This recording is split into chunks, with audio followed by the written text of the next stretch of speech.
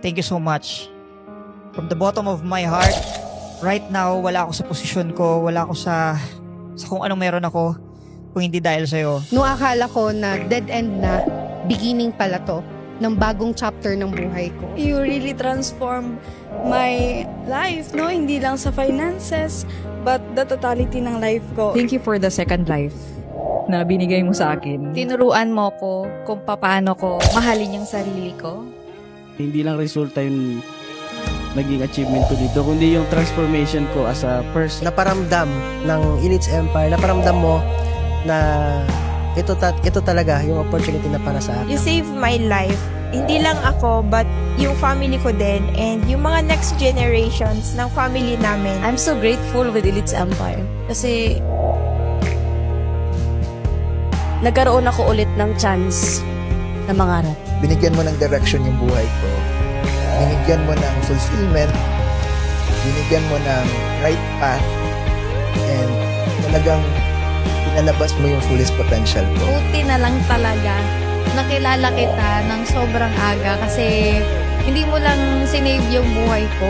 Hindi lang talaga yung buhay ko pero sobrang daming tao. Dahil sa'yo nabuhay yung mga pangarap noon na akala ko imposible na. May mga tao pala na sobrang pure ang intention na tulungan ako. Hindi lang perspective ko sa buhay, but buhay din namin na bago. Hindi buhay ko lang, pero buhay din ng buong pamilya ko.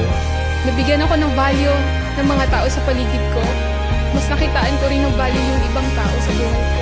I'm not here sa situation ko right now. I'm not here in this achievements na meron ako if without you. Elites Empire changed my life, physical, emotional, and lahat as in lahat ginagawa ng Elites Empire yung buong buhay. Buti na lang talaga may Elites Empire at buti na lang talaga sobrang ganda ng sistema ng Elites Empire kasi sobrang daming OFW, sobrang daming tao na nagbago din yung buhay because of this community. Thank you, Elites Empire, because you really represent love.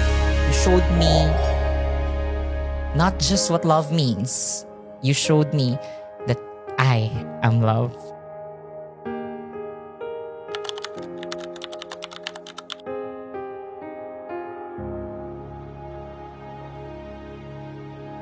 Before, 20,000 lang naman yung kinikita ko sa Israel na nag-OJT ako. Talaga? Wait, 20,000 Yes, Empress. pesos? Yes po. Tapos OFW na? Yes, 10 hours to Grabe. 16 hours yun everyday, Empress. Wala akong kakilala nung nagpunta ako ng Morocco.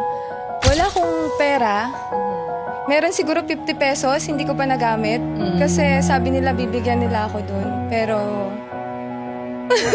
Pero walang shock na lang talaga. As in. Hindi ko pinangarap na mag-OFW kasi nga family kami ng OFW. So nakikita ko yung mga tita ko. Ayan. So ilang taon na, dekada na nasa abroad pa. Pagka-graduate ko ng high school, doon ko na sabi na walang nangyayari. Yung ate ko dapat yung mag-a-abroad pero sabi ng ate ko, what if is mag-abroad ako. So doon ko talaga naramdaman, Empress, na ibang lugar na talaga to kasi yung mga tao. Alam mo yung tao, Empress, na hindi naawa sa iyo as tao. Nagulat ako sa mga nangyayari doon na binigyan ako ng uniform ko tapos trabaho agad na Empress pagdating ko doon. Nagulat ako tapos pagsuot ko ng uniform ko yung sabi ko, grabe naman. Pero sige, tatapusin natin yung kontrata natin na 2 years. Hindi ko namamalayan, lalo na pag nakahiga na ako sa kabina namin. Tatanungin na lang ako ng kakabina ko na nasa taas ng higaan ko kasi nasa baba ako. Ba't sinisipong ka? Sabi niya. Lumabas kasi ako kanina, naulanan ako. Wala na lang, hindi niya alam, umiiyak pala ako. Tumutulo yung luha. Hindi ko namamalayan na tumutulo na yung luha hanggang sa makatulog ka na lang. Ganun. Pagdating namin sa Pilipinas, reality din talaga sa aming mga seaman is puro na palabas. Kumbaga kung may savings man, naubos at naubos na kasi wala nang source of income. Lord, ikaw na bahala. I surrender it to you. Yung lahat ng nararamdaman kong ito, gagawin ko kung ano yung trabaho kasi yun yung kailangan. Bilang isang OFW, yun lang yung pinagkukunan ko na source na salary ko para sa family ko.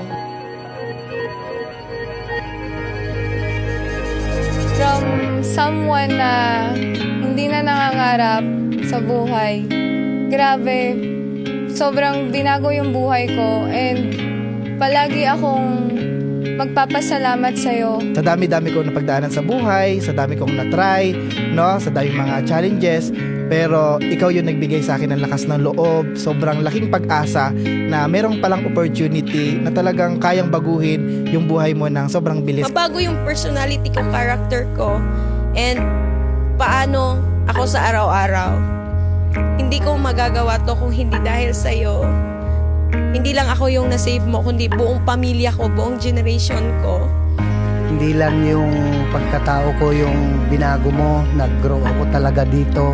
And nakauwi kami for good ng asawa ko.